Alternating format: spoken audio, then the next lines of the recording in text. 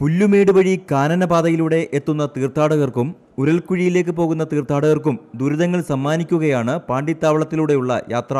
മൺകൂനകൾക്ക് മുകളിലൂടെ സാഹസികമായി യാത്ര ചെയ്തെങ്കിലേ പാണ്ടിത്താവളം കടക്കാനാകൂ. കാലൊന്ന് തെറ്റിയാൽ 20 അടി താഴ്ചയിലേക്ക് വീഴും.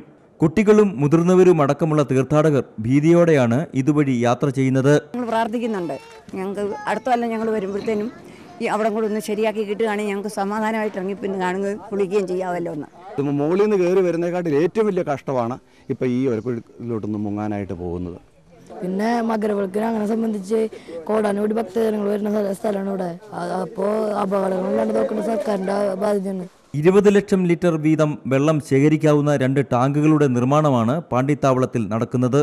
തീർത്ഥാടനം ആരംഭിക്കുന്നതിന് മുമ്പ് പൂർത്തിയാക്കേണ്ട പണികളാണ് കരാറുകാരന്റെ അലംഭാവം കാരണം ഇപ്പോൾ നടക്കുന്നത്. തീർത്ഥാടന കാലത്ത് പോലും ആനകൾ കൂട്ടമായി ഇറങ്ങാറുള്ള സ്ഥലമാണ് പാണ്ടിത്താവളം. ഇവിടുത്തെ ആനത്താര മുറിച്ചാണ് നിർമ്മാണങ്ങൾ നടത്തുന്നത്. കൂടാതെ മകരജ്യോതി ദർശനത്തിനു ഏറ്റവുമധികം തീർത്ഥാടകർ തമ്പടിക്കുന്നതും പാണ്ടിത്താവളത്തിലാണ്.